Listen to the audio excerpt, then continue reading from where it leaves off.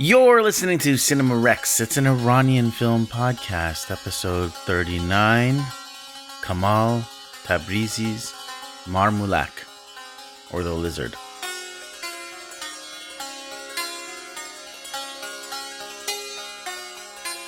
When you're coming up with grades for these films, do you go into the episode with your grades set, or are you like all like fine? No, I'll change it sometimes. Yeah, no, I've mentioned that the discussion has changed my opinion sometimes. Yeah. Sometimes, not often though. Yeah. And like not by much, even if it does it. Yeah. Same with me. It usually doesn't change much. The only time it will change like significantly is if it's something that I really didn't like, and you or our guest raises enough valid points that I'm like, okay, fine. Yeah. Like I straight up almost gave Bashu a D+. I know. I think you just got scared though to do it after how Ruzbe got upset. Maybe, I don't know. But Ruzbe also admitted later that he only gave it an A++ because he thought I would give it like a D, and he was trying to pull up the average. Yeah. How are you doing? I am good. I'm wearing all white, which is like kind of dangerous. Yeah. It's international sign for forfeiting. Is it? I don't know, waving a white flag. I thought it was just the French flag. Whoa. Whoa, you have a problem with the French? I mean, they're known for forfeiting quite early. Because I know you don't like Camus, and you don't like... I was talking to someone about Camus today. Oh boy, you talk about him every day, I think. No, this was like actually positive. They were talking about something that they were working on, and I was like, you should read this book by Camus. Which one did he recommend? I can't say, because I don't want to like spoil what this person is working on by proxy. Okay. Durud Bashram Dustan Aziz. This is the Cinemax podcast where we talk all things Iranian cinema, film, acting, writing, directing, producing, imprisonment, escaping prison, climbing walls, impersonating mullahs. What else do we talk about? Lizards. Multiple people with the name Reza. Yep, we always talk about that. Yeah. Famously. I'm Kaveh Mohebi. I'm Farhan Moradi. And let's just dive into it. No guess means we go. And yeah. I'm excited about that. Let's do it. And by the way, for people who ask, sometimes people ask, we just pick by random, whatever movie we're in the mood to do. Sometimes. Mostly. Yeah. There's no method to this madness though. But we try not to do like multiple episodes back to back that are like the same vibe. Yeah. Like we're not going to do like 4 Kiarostami films or like right, yeah. 10 Samad films. Today we chose to do Kamal Tabrizi's Mullah, which is Farsi for lizard, and the film is called The Lizard. And it had been a DVD on my shelf in my parents' home for about 20 years, and I'd heard great things about in terms of it being one of the funniest Iranian movies of its time and all this stuff, and I'd always been excited looking for a reason to watch it. So why not, if you are co-hosting a podcast about Iranian cinema, why not finally get down to watching the movie The Lizard? Yeah. Right? Yep. Yeah, and like we've also gotten comments from some of our listeners in Iran who've been like, pick more mainstream movies that are popular in Iran. And so this is one of them. Right. It's like 20 years old, but yeah, it's definitely like a very popular, well-known movie in Iran. Like to the point where if you tell people you haven't seen this, they're like, what? Like you haven't seen Mullah? Mm-hmm. So you hadn't seen this before? I thought I had because the movie was always in our house. I thought I watched it once, like 20 years ago. And then like 10 minutes into it, I was like, I don't think I've seen this movie. I think I confused it with something else. I might have confused it with The Tenants, which is another Iranian comedy by Dariush Mercury. But no, I guess I was just confusing the two. Let's dive in with a plot summary. Cool. For Kamal Tabrizi's Mullah, or The Lizard. A thief known as Reza the Lizard, Mullah, is sentenced to prison and faces harsh punishment, including multiple stints in solitary confinement. When he is injured, is sent to an infirmary where he meets and befriends an ailing cleric. Before he's discharged back into the prison, Reza the Lizard wears the cleric's clothing, impersonating him, and manages to escape. A colleague outside tells him to go to a small border village and contact a man who will sell him a fake passport, which will help him cross the border. In the meantime, the warden is informed that Reza has escaped, and seeing that as a personal blemish on his record, pursues the criminal to the border village. Arriving by train at the village, Reza the Lizard is taken in by villagers who mistake him as the new cleric who was supposed to join their mosque. Now trapped in his lie, stuck in the border village awaiting his passport, Reza is forced to embrace the role of a cleric, and somehow, despite any knowledge of prayer or the Quran, is slowly winning over the townsfolk who had once abandoned their faith, as they mistake his selfish and personal exploits as acts of charity, as they all flock to the mosque once again to hear the offbeat sermons of Reza Marmulak. It has no Rotten Tomato score, because that's how Iranian films do sometime, but has an audience score of 94, Farhan. Well, that's pretty solid. 94%. That's a lot more than I thought it would be. Agha Farhan Agha. Bringing this back, huh? I ask you, what did you think of Marmulak? So this is my second time seeing it. I watched it once in like 2005, but I don't know if I had the patience for it because there's a lot of wordplay in this movie. Mm-hmm. And I feel like you need at least some level of understanding of the way that these mullahs speak and address people and like a bit of the decorum there, but then also knowing enough Iranian slang to understand when things are being like, when they're overlapping. And that's a lot of the humor in this film is when you get this like street smart like guy from the city mixing in his vernacular with what you would expect this mullah to be saying. Yeah. So seeing this again now, like 20 years later, I'm able to appreciate a lot of that wordplay a lot more. I do think that there was a missed opportunity to, like the second turning point, like between Act 2 and 3, oftentimes in these movies where someone is like pretending to be somebody, you will see them get caught. And then the third act is all about like their redemption or how they have to prove that it doesn't matter, that it's okay for them to be who they really are. I feel like we're missing that in this film. And it would have been nice to see that. I felt like that was there. You think so? Well, because like he's getting caught slowly by the cops, who are slowly getting more and more information that it's him. Slowly, but like usually in these films, and this doesn't like it doesn't have to go this way because other films are like this. But like I'm gonna spoil it because this is a 20-year-old movie. But like that scene where the cop comes to like arrest him, usually that would be the turning point from Act 2 to 3, and he actually gets arrested. And then Act 3 is about the community finds out, they rally behind him anyway, he does a speech, whatever, and then they prove that he's a changed man, all this stuff.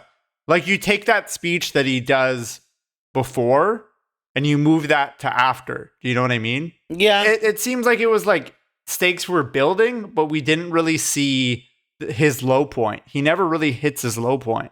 But I still like the film. I think if you're saying he doesn't have a dark night of the soul, that's true, but he hits his low point.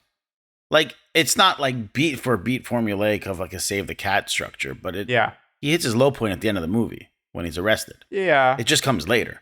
It's just not exactly structured as it should. Like, but he doesn't even get arrested, really. He like handcuffs the one hand and he's like, actually, never mind, leave him. Well, let's talk about the ending a little bit later. Let's start earlier on, because I think, flying in the face of everything you just said, that what I appreciated about the film, which I loved a lot, is that the story is pretty simple. Yeah.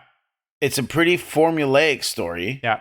It's a story that's been repeated many times before, like fish out of water, a guy impersonating a priest or cleric or like whatever. Like this structure has been done a lot of times. Yeah. I'm actually going to draw references to 2 other movies that have done this exact same thing, but in the Catholic faith. Yeah. I'm wondering if it's some of the same ones that I had written down, but go on. And what I appreciated a lot about this was, even though at my current state of Farsi Iranian comprehension, especially when it comes to like mullah culture, right. There's a lot of stuff that flew over my head. Even the vernacular that would be like more like street talk versus like mullah speak. Yeah. But this film does give you both. It's like an accessible film of you get why it's funny, even if you're not, you'll get the higher reference of like language use, of play on words and stuff. But you don't need that to understand why these scenes are funny. It'll add to it. Yeah. It'll definitely enlighten a lot of the humor. But I thought it was like really, really nice how accessible it was. Like I could show this film to a lot of people who are non-Iranians, and I think they would get a lot of the comedy out of it. Yeah, I think so too. Saying that too. Also, that doesn't fly in the face of what I said. Like I agree with everything you just said. Well, I just meant in the sense that it's pretty formulaic. Like this is a standard structure of a movie, and you were saying like typically you'd see them do this at Act 2 or whatever. And I was just, I feel like it is. I feel like it's like 80% the same, and the last 20% isn't. And I feel like usually I'm of the opinion that I like when the last chunk is different because it's like fresh. But in this case, I think it actually might have been nice to like see him really hit that low point. I mean, you still sort of get it, but you only get it from the warden as opposed to it being like a larger societal thing. Yeah. Where the warden is like, you know what, I understand he's changed. Like him being out here is actually a positive contribution to society. Yeah. Like I appreciate that. And I also really like that it's subtle. Like it's not like beating you over the head. Yeah. Yeah. But it would have been nice if it was like a societal acceptance as opposed to like just this one warden character. Yeah. I want to also say, and this might be due to like film quality or sound quality in general, which is why you're going to have go on a major quest. But I found this like instantly more comedic, funny, and enjoyable and relatable compared to any Samad film we've watched so far. I made a note that a lot of the humor in this is similar to the humor in Samad. Yeah, I could see that, but I guess I understood it better, maybe even just due to sound quality, the film being more accessible. Probably. There's like the first scene that I really noticed it. I was just going through my notes. His first sermon that he does, or like some of the sermons that he does, how he like does this like very backwards logic to give an answer. Because sometimes the questions he gets asked are so specific. Yeah. And I think it's really funny for that. And this is one of those things that like my dad and I would always roast about the stories that he would hear growing up of like how people would go and ask clerics and mullahs and stuff the like dumbest questions. So it was like funny seeing him essentially use Samad logic to answer these like very highly specific questions. Yeah. Or like it's very like, again, in the writing, even though some of it went over my head, you could just tell that there's like political or religious slogans, but he's distorting them in a way that is like almost like parodying what the religious slogan would be. Right? Yeah. Like he's saying something in a more colloquial, slangy term. But it's like if you understand all those like political, religious ideology, the slogans, the speeches that he's saying, you're catching the reference that it's a play on words, and he's just like distorting them from his own like knowledge. Yeah. He's street level. So, but essentially, what's really great about the film is it starts off with him. Reza is this guy. I got a question for you, actually. Hit me. We are jumping around here, but we meet Reza, and it sets the stage really nicely because it starts with him being interviewed by the warden as he's going to spend the rest of his days in prison, and you're sort of saying the stage, he said you're like a thief and all this stuff, but he claims he's innocent. And I read somewhere when I was doing research that by the end of the film, it's proven that he was actually innocent, but I didn't catch that moment. I didn't catch it either. Did you? No. Okay. I didn't even catch that he was actually innocent. Well, that's what I'm saying. He says he claims that he is. Yeah, but like, I think the film's actually stronger if he's not innocent. Yeah. But then, he keeps getting like every reason. There's a really nice moment about him saving the dove. There's a dove or a pigeon stuck in the barbed wire. Is that him or is it the other guy who looks like him? No, who climbs up the wall? Yeah, because there's like at the start of the film, there's two guys who have the same build, the same hair. They both have a mustache. Okay. It's him. He's called the lizard. He's called the lizard because of his ability to climb up a wall. Oh, you're right. It is him. And he does it later on when the strongman bully is like bullying her in the window. He climbs up the wall to go through the window. Yeah. It's a callback to him saving the bird. 100%. Also, did you notice like when he climbs the wall the second time, it's like major Assassin's Creed vibes. It is. Like the way that he's like going up the wall, grabbing the bricks, and he goes over to the windowsill, he pulls up the bar. Like it straight up looks like you're watching like someone play Assassin's Creed. Yeah. So so like the warden makes him a bet that he's like, if you can get the bird down, if you can free the bird from the barbed wire, if you can climb that wall and free him, you'll get 1 week of no chores at the prison. But if you fail to do it, you'll get a week of solitary confinement after you just gotten out of solitary confinement. Yeah. And he successfully saves the bird. And then he comes down and it's like the warden's so annoyed that he did it that he's like, well, here's your reward. 1 week of solitary confinement. He's like, but you said I wouldn't have to do chores. And he's like, you don't have to do chores. You're going to be in solitary confinement. And it's like the warden just screws him over again. Yeah. And he does 3 consecutive stints of like solitary confinement. And you're just realizing that this guy is like, whatever we know about this guy, he's just really getting shafted in prison. Like, yeah. For lack of a better word, he's getting screwed over. I just thought it's like instantly you're kind of rooting for him, even though you don't know much about him other than the fact that he's in prison. He's just like getting stomped on. Yeah. You're weirdly rooting for him to escape before you know anything. Okay, wait. Also, can I just point something out? When the warden comes over, because he's like supposed to be super religious, he's like, oh, I don't care if you place a bet as long as it's not gambling, right? But then the bet that he places, like for the guy to climb it, and he either gets a week of chores or a week of solitary confinement, isn't that still technically gambling? Yeah. I guess his loophole is the fact that no matter what, he's going to get solitary confinement. Yeah. Sorry, continue. Yeah, so then he goes to the infirmary, which I thought was like, because he meets a guy he doesn't initially know is a mullah. He thinks he's just another patient in the hospital. Yeah. He goes to the hospital for like one cut on his arm. That's like, it's not even stitched. Like there's no stitches. He's like, oh, I think we might keep you for a couple more days. Yeah. It's not a hospital. It's not a prison hospital, right? It's just literally. It's like an infirmary. Yeah, but so why was the cleric in that hospital? He wasn't a prisoner. He wasn't an inmate, obviously. I wonder if it's like some like private state infirmary. Yeah. So like the mullahs get access to it, but then prisoners, I don't know. It's very contrived. Like I don't think those two people would ever be in the same room. Yeah. But then, so when the mullah is actually like showering to leave the hospital for good, he steals his clothes, gets out of there, and the story begins. He's essentially donned the guise of this mullah. And do you feel like we were missing like that mullah coming back again towards the end of the film? I thought he would, but I don't think I genuinely, like, to use your term, I don't think I missed it. I thought it was going to happen, but then once it didn't happen, I was like, I guess we didn't really need it. Yeah, I had the same thought. And he gets out and he gets in the car. He steals the wallet of the first guy who drives him. Like he gets like in a taxi. It's like a young Iranian guy. And then he gets to, there's a funny scene that Meritage had told me about that I didn't really even catch this joke. He told me about it months ago. And it's the scene where he gets to his contact outside of prison. And the guy's like, okay, you're going to have to go to this border village. There's a passport. The guy will create a fake passport for you.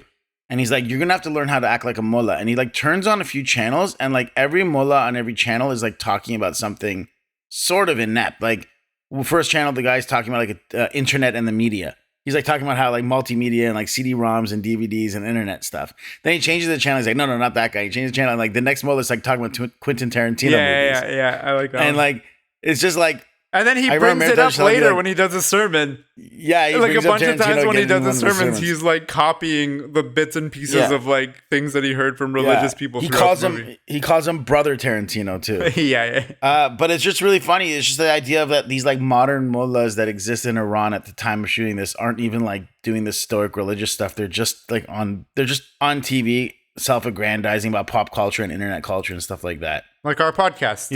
Yeah.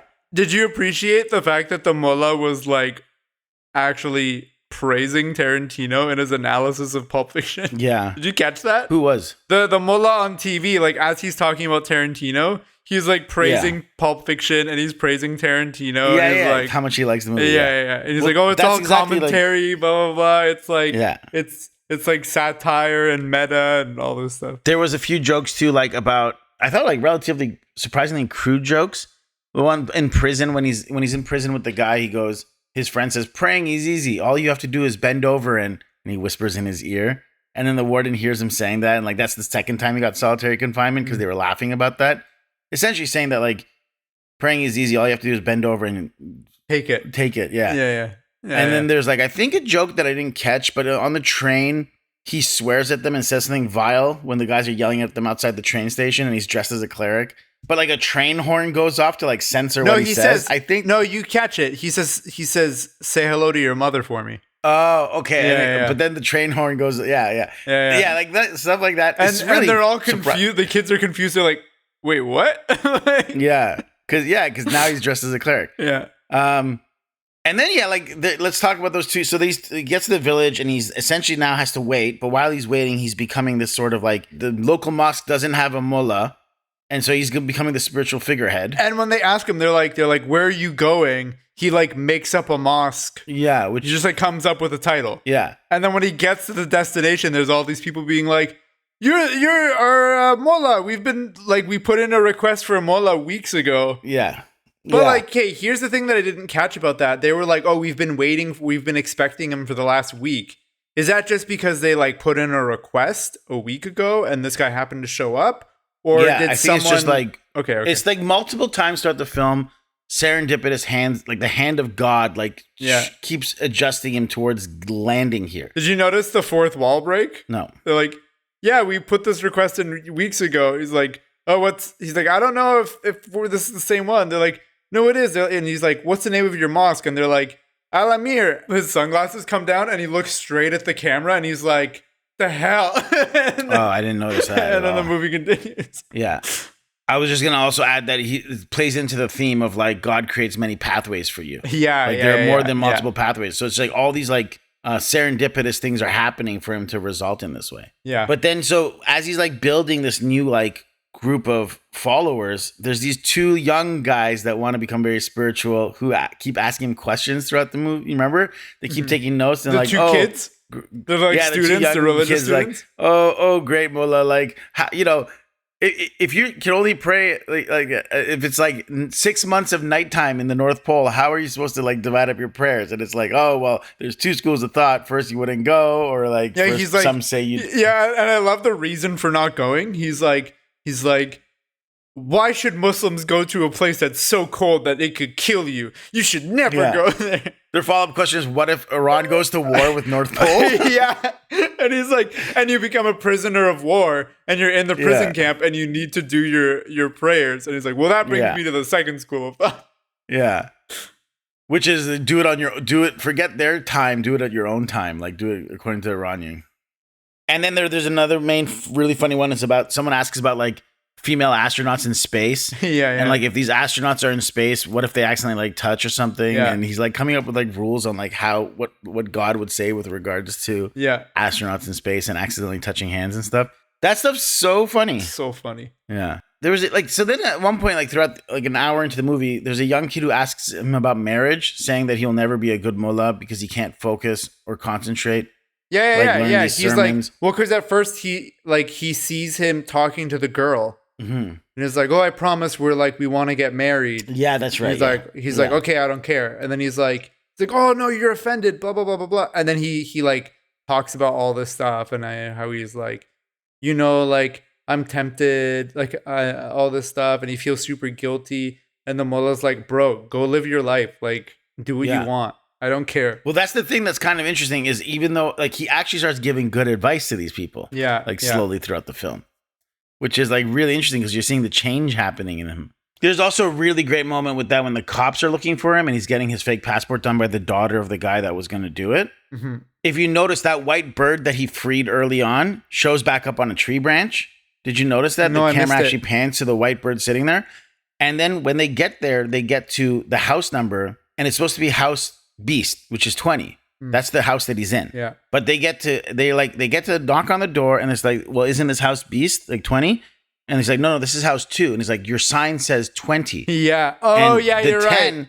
The 0 in Beast is like a dot, like right? Like, but it's a little bird shit. Yeah. A bird is shit on the sign. So it's actually a 2 and the bird shit looks like the O for 20. So it's probably from that same dove. It's that it's that same bird saving him.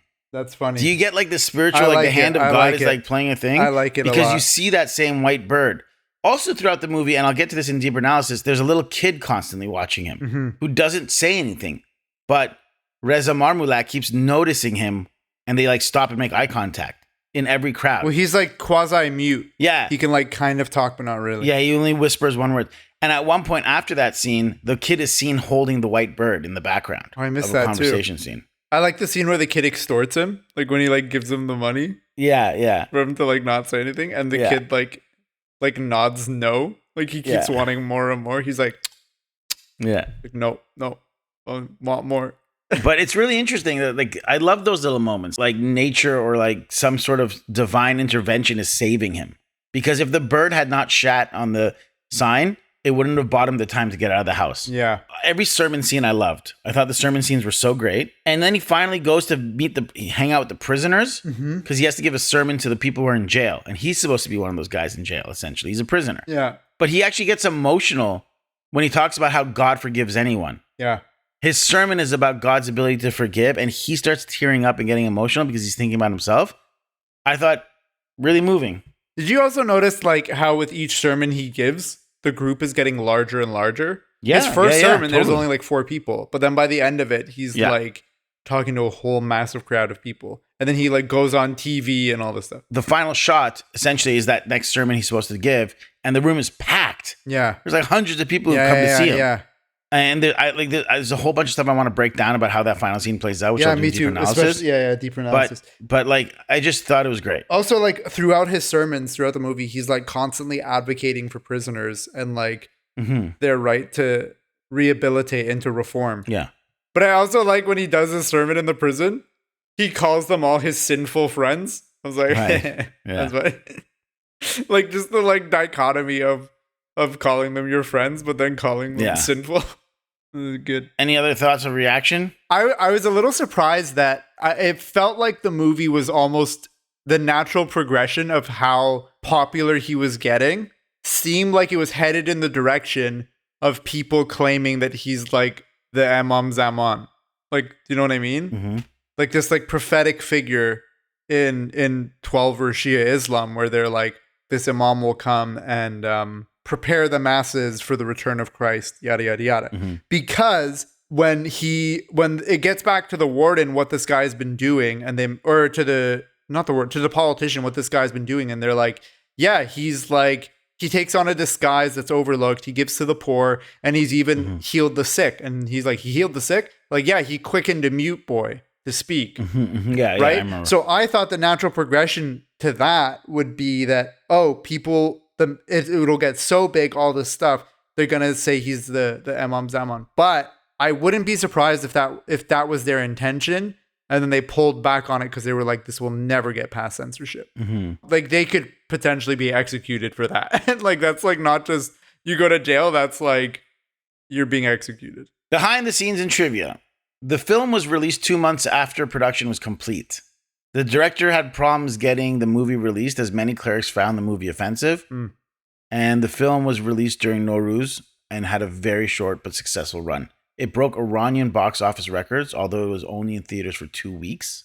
In an interview, Tabrizi had said, this film is popular because of the fact that people are not accustomed to someone in such a special position in the community being made fun of. In other countries, this joke is old, but here it's new. So the movie had been shown for 2 weeks in Iranian theaters, and it was quickly pulled because it was deemed too respectful towards Islamic clerics. Initially, the film was approved by the Ministry of Culture and Islamic Guidance. You know, that's how it got to theaters. Yeah. But after its premiere at the country's International Fajr Film Festival in February, the ministry launched a review and cut 4 scenes, totaling 1 minute. The version that we saw, did it have those scenes, or those scenes were cut? I think they were just cut. I don't think that version's been seen. The opening was delayed for 2 months to avoid any conflict with the mourning period during Shia religious holidays. The head of the country's judiciary, Ayatollah Mahmoud Hashemi Shahrudi, known as a hardline ideologue, viewed the film in advance with many other senior figures in the clerical establishment. Some of them brought their families to watch, Tabrizi had said. Some clerics have complained bitterly about the lizard, but Tabrizi said others have approached him and praised the film as carrying an important message. Members of the clergy have told me, you have touched upon weak points in our relations with people, Tabrizi had told The Guardian in an interview. People find a connection with Reza the lizard. This is what the clergy sometimes lacks, Tabrizi said. If you take the upper hand, you become isolated. You have to be with the people to get close to them. Referring to the fact that the Reza the Lizard's sermons are in street talk and more colloquial and slang filled. By the way, I love that the story of how it was pulled. Yeah, what's that? Because to me that says like clearly they watched this film and they thought this is just like a redemption story. Do you know what I mean? Yeah. But they totally missed on how this movie is a very obvious satire and critique of the clergy. Yes. Like that went way over their heads 2 weeks in, with the population probably ridiculing the clergy, being like, oh shit, this is making fun of us. Yeah. And then quickly having to be like, oh, we're in a period of mourning, so we can't play the film anymore. But then, so here's the next thing that leads right into what you say. The bootleg version was released shortly afterwards, and the people, it like spread like wildfire amongst Iranian people. The film was broadcast by many illegal networks in Iran. And after 17 years, the film was licensed in Iran and is now legal. Supreme Leader Khamenei, or he who shall not be named, douchebag, has stated that he was opposed to banning the film and urged religious scholars not to take offense at the film. Director of the film, Tabrizi, also stated in an interview that Khamenei supported the production of the film, which is, I find very interesting just to what you're saying, because that to me here's what I think Khamenei and other clerics who approve of the film think. They're like, this film isn't making fun of the clergy because every act that he does is not an actual mullah doing it. It's a prisoner. It's a criminal. Yeah. So I think from their perspective, they're initially like, oh, see, they're showing us even just what we're saying is that the common man is a criminal and an imposter. And you know what I mean? Like whatever Reza the Lizard does. Also the power that Islam has to like move people. You know what I mean? And transform them. Yeah, that's a good point too. But I just think that essentially the scapegoat that anyone who's pro-film that's like religious would be like, well, it's not a mullah doing it. Any bad act he does is not a mullah doing it. It's a criminal doing it. Yeah. The only actual mullah you ever see is the guy who's in the infirmary with him, and he's like seems like a pretty affable dude. Yeah. Who gives him solid advice. Yeah. Well, and the guy who comes to visit him. That's right. He's like talking shit about mullahs.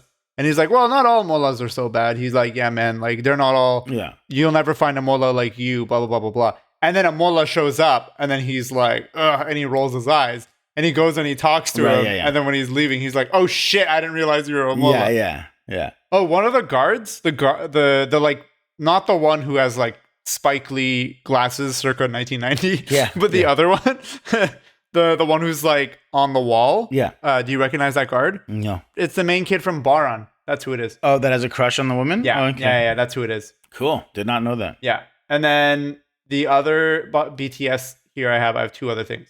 One of them is the song that gets sung in the mosque both times. And I'll dive into a more in deeper analysis.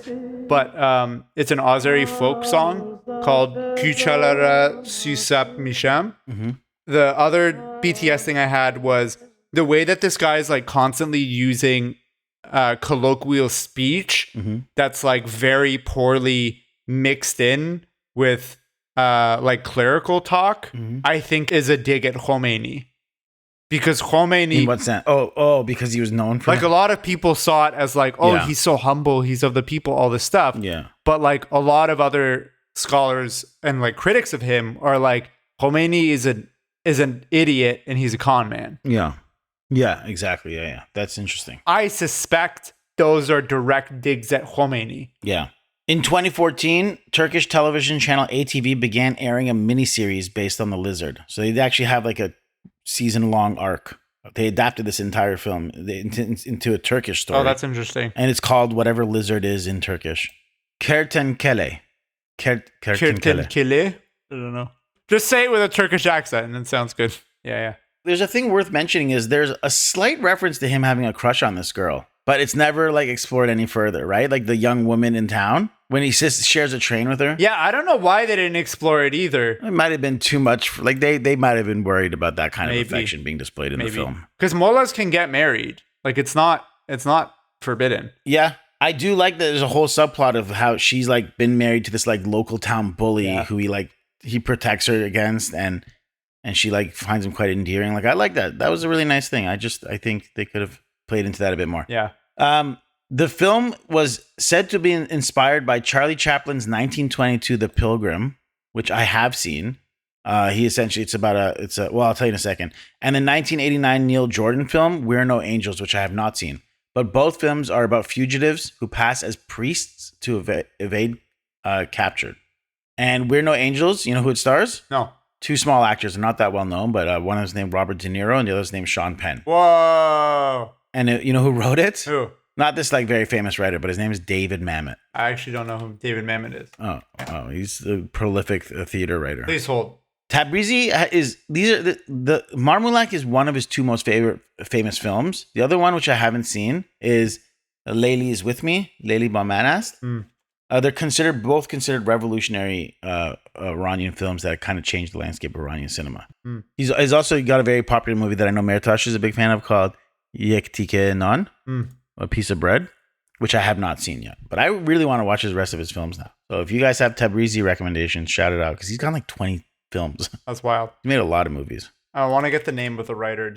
Peyman Qasem Khani, yeah. Peyman Qasem Khani also wrote another famous comedy from around this time called Max, which is on our list for the podcast. It's very good. We should, give him a shout out. It's also a musical. Oh, cool. I really want to see that. Yeah, it's very good. Tickets for the film sold out days in advance of the opening, and Tehran cinemas began adding extra showings after midnight to accommodate demand for the film.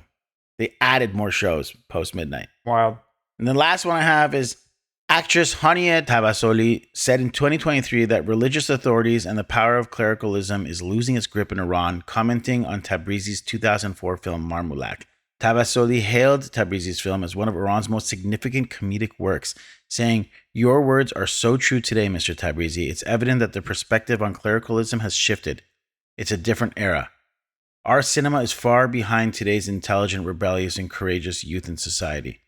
Cinema should freely follow this generation's footsteps to catch up with them in a few years. Everything comes down to these three shining words: women, life, freedom. These comments had come out after Tabrizi's interview about the evolving outlook of today's generation towards the dominant clerical authority in Iran. Tabrizi had said, today's generation has a different perspective on the clerical class that is not in line with the world of Marmulak and its satire, he said. So that's the most up-to-date news on Tabrizi and people commenting on the film, and that's all I have for behind the scenes and trivia. Cool. Critical reactions. Is 2004 winner of Best Asian Film at the Montreal World Film Festival, which is the Golden Zenith Award. 2004 winner of the Audience Award / Best Film at Faj Film Festival. 2004 winner of Best Screenplay, which is the Crystal Seymour at the same festival. And 2003 winner Special Jury Award for Best Actor in a Leading Role for Parviz Parastui. We haven't even commented how great he is. I mean, I think he's great. I don't know. Yeah, no, he's great. But that's his name. That's the actor who plays the lead. Yeah. Parviz Parastui. Yeah. Deeper analysis. The whole thing of that you alluded to, how they're like, oh, it's not a mullah doing this, it's a criminal doing this. Mm-hmm. Like, the very obvious implication here is that mullahs are criminals and that they're stealing from Iranian society. I think that is a very obvious critique of the system. Yeah. I don't think that the writer or the director will ever admit it. And I think that this is why the movie was banned after 2 weeks, is because people realized it. It got back to like these clergy that were being flattered into releasing the film. But I think Khamenei still doesn't realize that it's like, no, bro, this isn't saying that this one criminal became a mullah. This is saying that like, this is a common thing, that a lot of these mullahs are criminals and that these criminals became mullahs and they're stealing from the Iranian people. Like, I don't think that it's a coincidence that this guy is in jail for stealing. Mm-hmm. Let me just add to that, because I literally wrote the same thing. I wrote, here is a felon who escapes from prison using a cleric's clothing, the same way that monstrous fascist dictators have taken over Iran under the guise of a democratic elected theocracy. Yeah. Down to Khomeini too, right? Like, Khomeini was like, he's living in exile, right? Essentially as like an exiled criminal. Yeah. And he comes back as this like con man, pretends to be this religious scholar, is quoting things incorrectly constantly. He sounds like he's from the streets in all of his sermons.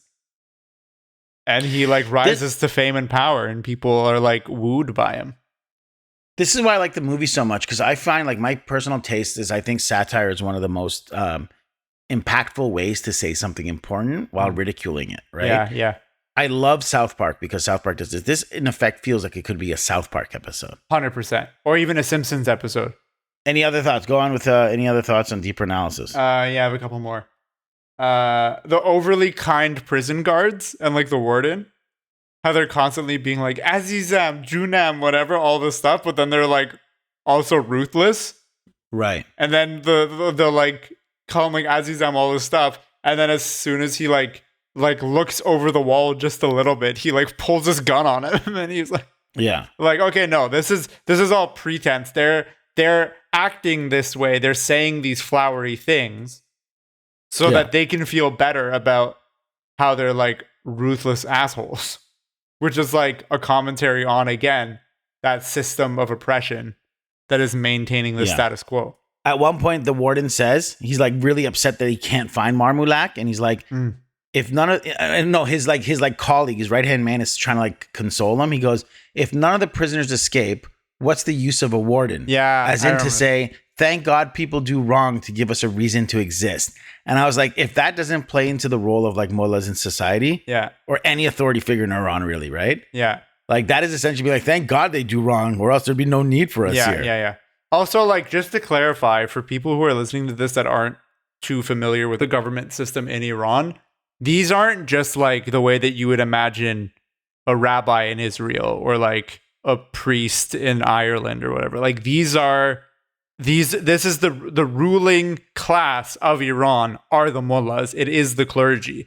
Beyond the police, beyond the army, beyond the politicians, beyond the president, like above all of that is the clergy. Like the clergy is the ultimate deciding factor. And at the head of it is like this supreme mullah, is this ayatollah who's in charge of everything.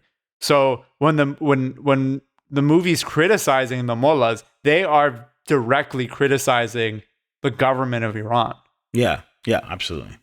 I have two or three more things. Yeah, hit me. So, like, The Little Prince is referenced here. It's one of the books that the actual mullah is reading. He's reading it in the prison. It's the quote he reads from. Oh, that was from The Little Prince?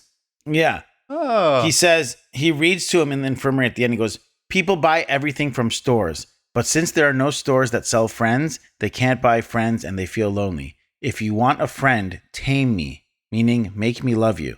He says, and that is something that is totally forgotten nowadays. And then, he reuses it in the sermon. He uses it in the sermon. And when he gives the kid the clothing at the end, he says, these clothes are supposed to tame people. It's good for people to be tamed, isn't it? And he hands the clothes to the little kid right when he's being arrested. And my deeper analysis of that is that little kid is Tabrizi's version of the Little Prince. Because in the Little Prince, he's traveling from like asteroid to asteroid, like witnessing things happening and watching it play out.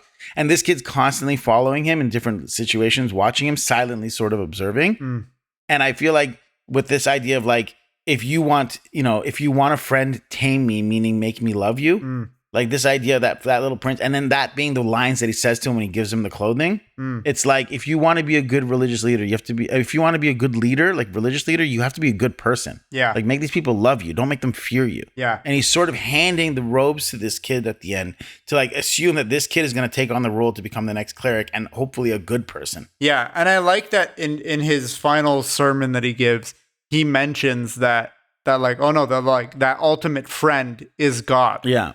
You know what I mean? Yeah. Like, I do think that this film, while it's critical of the clergy, I think that this film is also supportive of the idea of like a creator and your relationship with your creator. I think it's even one step beyond that. I think it's just supportive of the fact that there could be good spiritual leaders out there. Yeah. Like, I think he's saying that there's value in good spiritual leaders as long as they're good people. Yeah. And like, you know what I mean? And I think both the writer and director would say that that's a big part of the theme of this film. Is the belief in good people. I don't think that it needs to be the spiritual leader part, but even just like spirituality or spiritual people. You know what I mean? Yeah. Because as he's giving the sermon, he even says, he's like, I'm going to pray for all of you to like become better versions of who you are. He's like, and I want you to pray for me to become better too. Yeah. Which I feel like is like a pretty controversial take amongst the clergy in Iran. Yeah. Because they maintain this belief that like, no, we are like walking perfection to a degree. You know what I mean? Yeah. So for him to like admit that, I think part of it is to be like, beyond just this idea of spiritual leaders, just like as spiritual people. Yeah. I think it's important for us to be good people. And he says, like, at the beginning, the warden says to him, he's like, I'll send you to heaven even by force. Yeah. Right? And he laughs at him. He's like, well, the irony of forcing someone, of like using force to make someone get to heaven is funny. Yeah. But then at the end of the movie, he flips it. He says that, no, you can't, like, it can't be by force. Like, this has to be something that it has to be by love. And then he goes into that and he ties it into that thing of like love and friendship and being tamed and like what that really means. Yeah. Which happens. I mean, the guy's really changed. Reza the Lizard has changed. Yeah.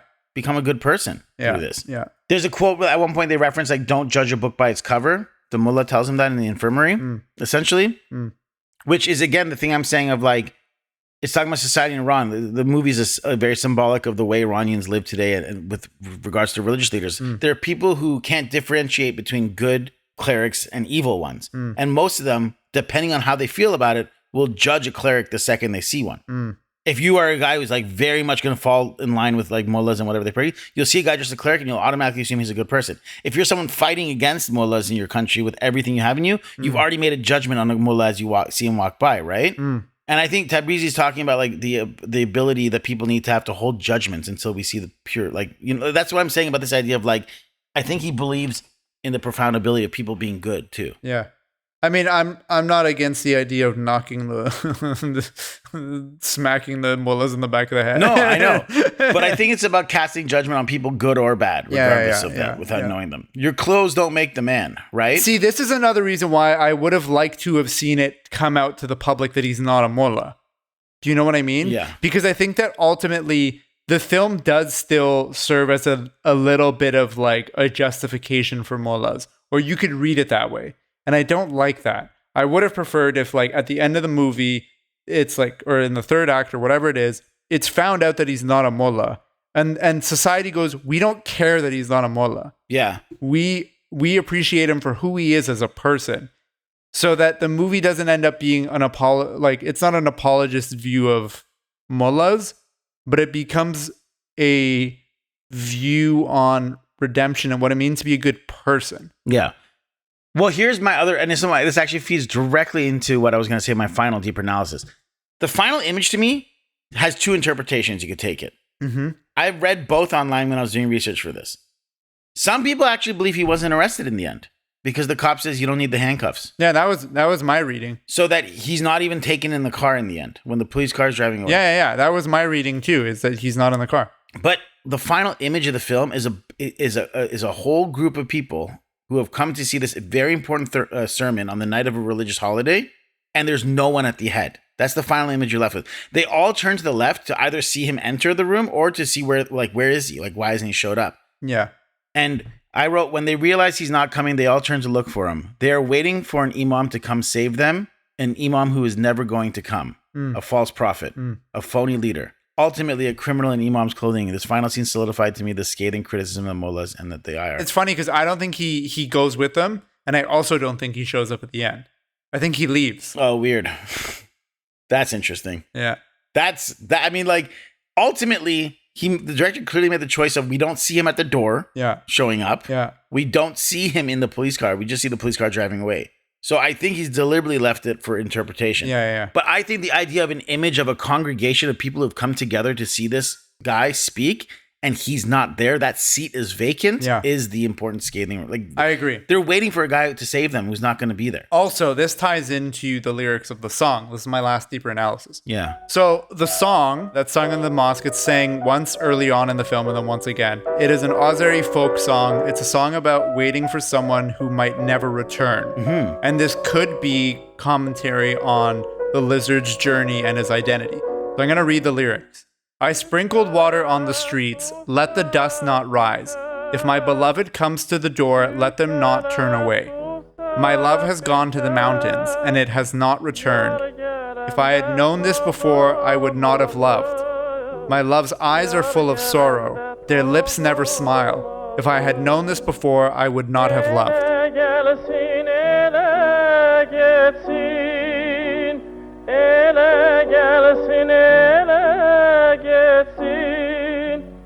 Aramızda söz olmasın, aramızda söz olmasın. So, to me, this could be a divine lover singing for Reza, right? The Marmulak. Mm-hmm. He talks about how God is the greatest friend. And this all but confirms it for me that it's like, in a lot of ways, this is his relationship with his creator. The creator almost lamenting for Reza. I sprinkled water on the street, let the dust not rise. If my beloved comes to the door, let them not turn away. One interpretation of this is God singing for him. Another interpretation is these are the people of the mosque singing for Reza. Mm-hmm. And another interpretation is this is Reza as the mullah. And this is more my reading from the first scene when the first time it's sang. This is him as a mullah being like, I miss my old identity. I miss who I was. I miss my old life. Right. But that thing you're saying about the people waiting for someone who's never going to show up also speaks to what I was just saying about the town. Yeah. I also wrote the song is about water being sprinkled on the street. And obviously there's a lot of imagery there with rebirth and purity and washing away. It ties into the ablutions. Like, the need for ablutions before praying is constantly brought up throughout the film. You know what I mean? And this, like, apparently the amount to which Shias put an importance on cleanliness Yeah. is a holdover from Zoroastrianism. Oh. Like that is also there in Sunni Islam, but for Shias, it's not just about ablutions and washing yourself and making sure there isn't a spot on you and all this stuff. But there's even this whole thing of like what is spiritually clean and spiritually dirty. This conversation around najas, there's like najas being spiritually unclean. There is a Like dogs, they say. For example. yeah. There is a hyperfixation on this. There's an obsession with this that isn't there in Sunni Islam, and apparently it's a holdover from Zoroastrianism. So this whole thing of water being spiritually cleansing, I think, ties into the lyrics of the song. Mm-hmm. I also wrote, with the film already becoming banned for its satirical critique of the clergy, this song was likely used as another form of commentary and resistance. You know what I mean? Right, yeah. How it's like, it could even be this argument of like, these are the people crying out for their friend God, right? That they're like, God is not here where these clergy are. He's missing. Our creator isn't here. Like you can make that argument. Yeah. And the final note I have about the song is it's a secular song that's being sung in a mosque. The Islamic systems in Iran place a preference on Muslim culture above Iranian culture. And even then, when they give grace to Iranian culture, it's only Persian culture specifically. Mm-hmm. So to have an Azeri folk song in the mosque is a huge deal and can also represent the struggles of the people against the regime.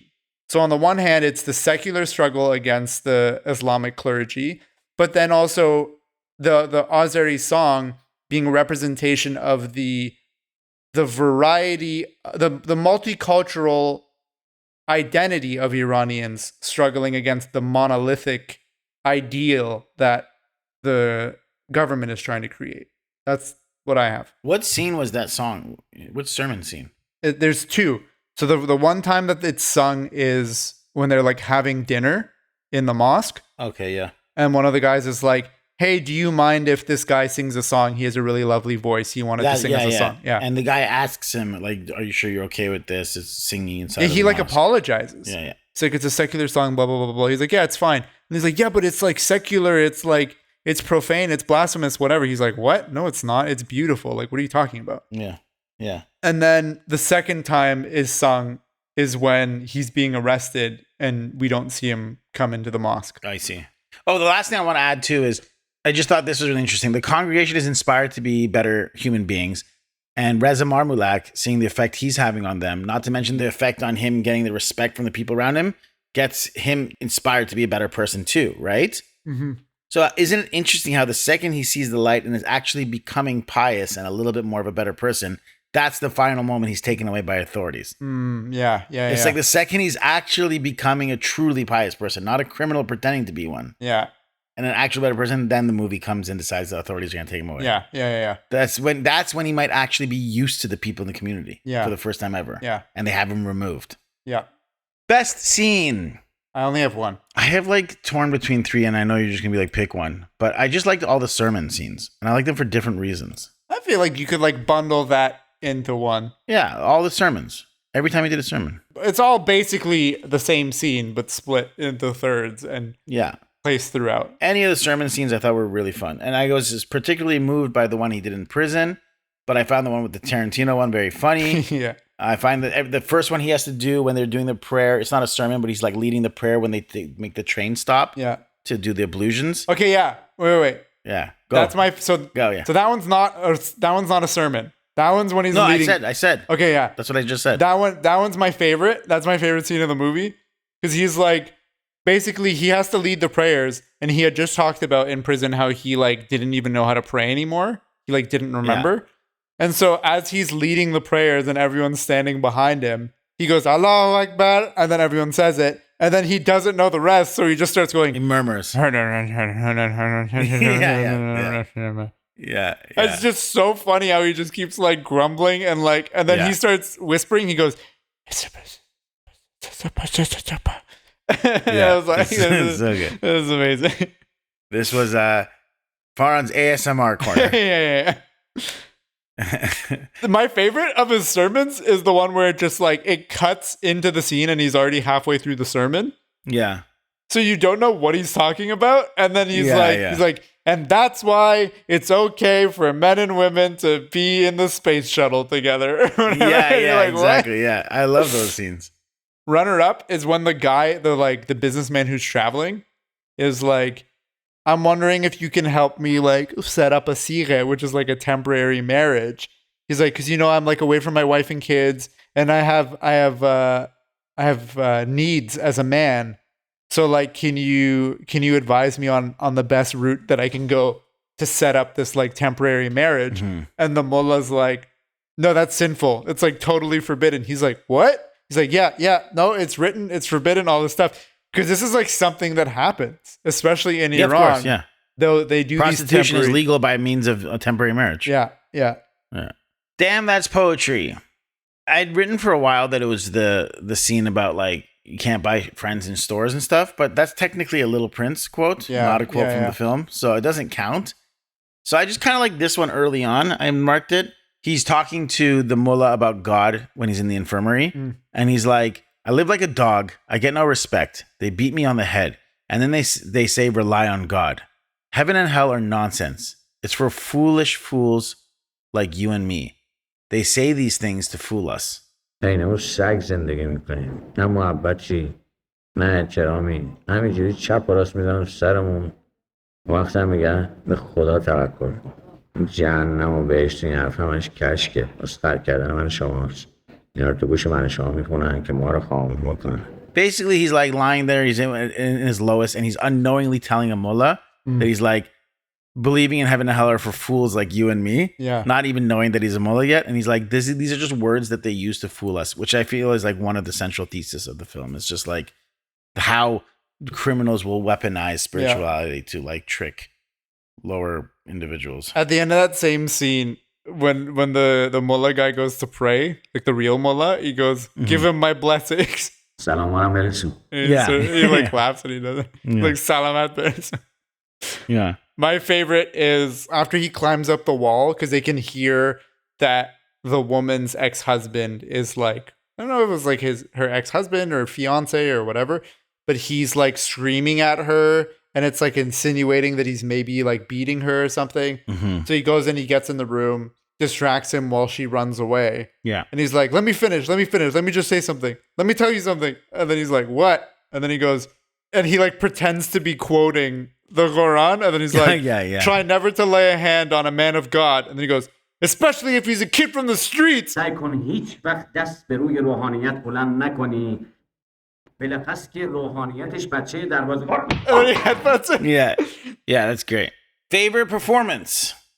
It's gotta be it's Paris Stewie. yeah. Yeah. Just really good. Yeah, it's I so want to see more things he's in. I really liked him. Yeah. Festival of Cons. One of them, this has to do with like hair and makeup. Reza and that other inmate that he interacts with a lot, they should have shaved that guy's mustache or given him a different haircut. Because in the first like 3 scenes, especially when you're just starting to watch a movie and you don't know who these characters are, they have the same haircut, the same facial hair, they're the same height, they have the same build, their voices are very similar. They just, from a production standpoint, like make one of them look different. So for me, I don't even know if I fully understand nor I agree with the repeated slogan of there are many paths to reach God. I don't know if that's an actual appropriate theme for this film, because I do kind of get the sense that it's like it's sort of highlighting Reza's journey, but I feel like this film, like thematically, is more about false prophets and like this thing that we talked about, how like criminals can dress as clerics and sort of rule a certain class. And this idea of like, they keep repeating it. They say it more than anything in this film. They say there are many paths to reach God. It's even like the line they say at the end when the film freezes. You hear him saying that quote again. And the credits too, it just like plays. Yeah. I wonder why that's the central theme. Like, why is that, I guess, like why is that the main idea that the filmmaker kept wanting to hold on to with this character in the story? Yeah. I think it's like one of those proverbs, like Islamic proverbs that are repeated a lot. Yeah. So I think part of it is just that it's like such a common, well-known proverb that's kind of what they ran with. that same mullah says to him, "Don't judge a book by its cover," and I felt like that's actually more appropriate theme for this film. Maybe, yeah. I do think that it's valuable, at least to like tweak that theme a little bit for this film, to be like, there are many paths to redemption or salvation. Yeah. It doesn't necessarily need to be to God. Because if you reword it like that, then it's like, oh yeah, this like very much encapsulates the entire film. Yeah. And the other thing was, I think I slightly agree with you, is one kind of tweak that could have maybe helped the film was if he actually meets another mullah, like a real mullah, who's a big hypocrite, and he can learn. Like, if there was like a mullah, imagine like he meets a mullah in this film that is like, no, this is how we can get away with this, and here's how we can get money from this. Yeah. I think he would have gone in a lot more trouble for making that. Yeah. But it would have also showed the dichotomy of this idea of like, don't judge a book by its cover. Even some of these people who are actually true mullahs could be bad people. Yeah. I mean, he's essentially saying that through this, like, this is the scathing Like indictment of the characters satire that say he's it. doing. Yeah, Yeah, but like, and that might be why he can get away with it, is because then he's not doing Khamenei can look at it and be like, no, we don't see any bad mullahs. The people are idiots, and they just say that they see bad mullahs. You know what I mean? Yeah, exactly. Double feature lineup. What you got? Mine is a no-brainer. It's not even a feature-length film. It's Charlie Chaplin's The Pilgrim. Oh, I thought you were going to say The Great Dictator. Okay. No. The Pilgrim is I think it's like just under an hour long. But the story is essentially disguised as a priest, an escaped convict makes his way to Texas. He ends up in a small rural town where the townsfolk mistake him for their new church minister. Okay, that's solid. That's literally setup. To the point where according to the IMDb, it was an influence. But I don't know if that's like the IMDb guy writing it or if the director had said it. This feels like a pretty direct adaptation of that. Yeah, exactly. And Charlie Chaplin is very popular in Iran. Yeah, within the writer's generation. Yeah. So that's what I would pair it with, because then also not a long night. Second film was like 50 minutes long. Yeah. What was the other film that you said? You said that there's two films specifically that you can think of that this is very similar to. I'm assuming that's one. What was the other one? We're No Angels. It's the Neil Jordan film from 1989 that stars De Niro and Sean Penn. Oh, right. That's the one. Which is also about two fugitives who together they pass as priests to evade capture. Right. Okay. I have two. I'm surprised one of these wasn't one of yours. And funny enough, both of mine are musicals. Can you guess what one of them is? Wicked? No, Sister Act 2. Oh, yeah. So not the but first she's not Sister a criminal. Act. But is she a criminal? She's not, but she's hiding from the mob. Okay, so she's hiding from the mob in the first one. Yeah. In the second one, and everybody knows this. Back in the Habit, which is a great pun for a title. Yeah. So the second one, the nuns ask her to come and teach at this school that like the nuns are running. And they don't tell any of the staff. They don't tell the Catholic clergy. Like, it's very much a secret. And so throughout the movie, and she's like very much, again, like this guy, very street smart. She's like very colloquial, uses a lot of slang. And she like is able to convince all these people to like essentially be inspired by her. Right? Yeah. The main difference there is that in Sister Act 2, it has that traditional thing where at the end of Act 2, everyone finds out who she is. But with Sister Act 2, instead of it being like it gets found out and then they don't care and they let her do it anyway, it's more that they find out and then it's a race against time for the priests to get to the performance to try and shut it down. They get there too late and the performance happens. The second film is actually written by the same writer as Marmulak, is the movie Max. Okay, yeah. And Max is about the like cultural board, like imagine like Canada Council, but like the cultural board of Iran being like, oh, we need to bring in an Iranian from the diaspora who's super popular for some specific industry that will get people reinvigorated so that we can boost the economy here and also build up Iran as a tourist attraction. And so they try to get this guy who they think is this like big traditional Iranian singer, but the guy who ends up showing up, they like kind of mix up who they were trying to invite and they invite the wrong guy. And it's this like Iranian pop artist from like Orange County who shows up. So think of like, I don't know, like Andy or somebody like that. Or like Shahram Shapar. Like this is the type of guy who shows up and they're like, ah, shit. So it's again, it's one of those things where it's like this fish out of water trying to blend in with the clergy. There's a mix up. So it's a comedy. That's my second pick.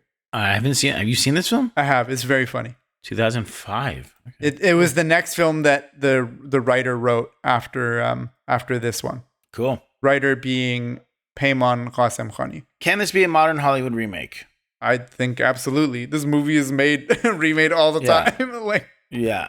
I want to see a remake of this film just to push the back. Like, if the filmmaker and the writer could like leave Iran and like make it in America yeah, and push it a little bit further, yeah. that'd be awesome. Or if like Trey Parker decided to make this into a American remake, I'd love it. That'd be a dream come true. Oh yeah, or a Simpsons episode. Yeah. Imagine Homer pretending to be a mullah. I'm sure that's almost there's been so many episodes. There's probably been he's become a priest. He's probably become a priest. How is that not an episode already? I don't know. Homer Simpson becomes a priest? Anyone know what episode Homer becomes a priest and wears a collar? It is season 16, episode 10. There's something about marrying. Oh, that's when he's going to marry. Selma. He gets into the act of marrying people, and then Selma wants to get married. Right. And he's okay with it, but Marge isn't. Right. That doesn't. I feel like they could do like a he more gets direct adaptation. Yeah. Of this. So, final thoughts and grades. I give it an A+. Whoa. I was not expecting that. I loved everything about it. Like, I can't believe I'd waited so long to see it. It's so enjoyable.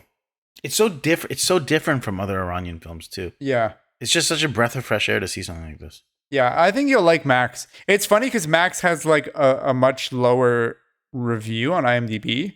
Mm-hmm. But I think I have a hunch you might end up liking Max more than this. Especially because like if I like Max more than this. And I'm saying this as someone who typically doesn't like musicals. Typically. Mm-hmm. I feel like you as someone who genuinely enjoys and watches musicals will like it a lot more. Mm-hmm. In general, I think it's a solid movie. I thought it was really funny. I thought a lot of the writing, especially the dialogue, was very clever.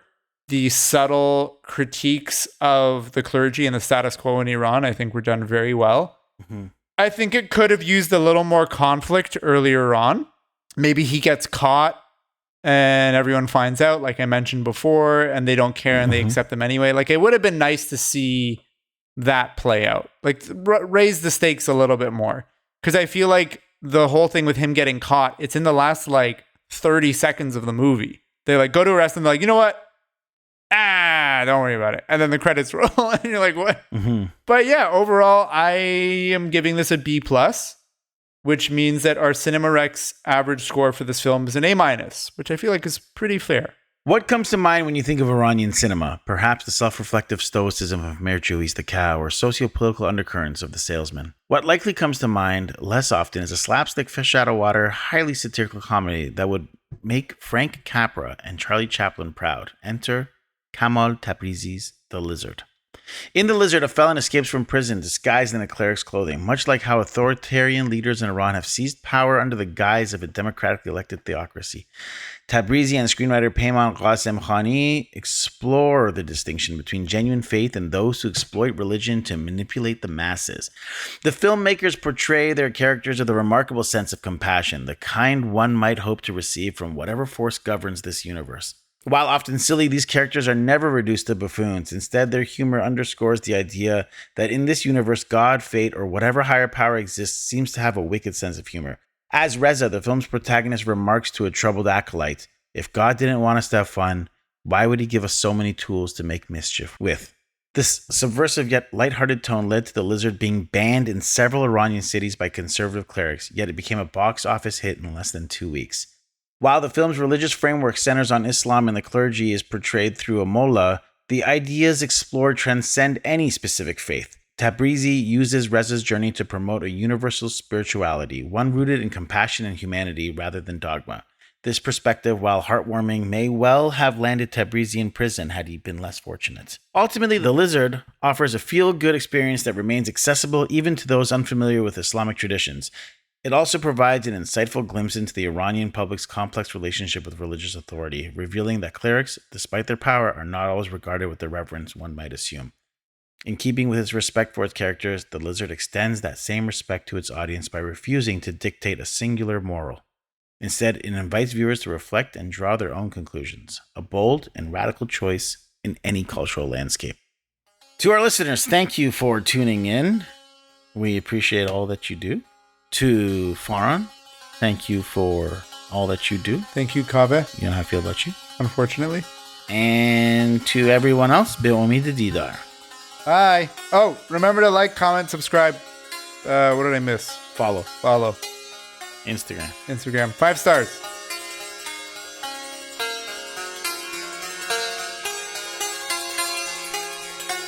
Music for Cinema Rex was written and performed by Sohail Sadinejad.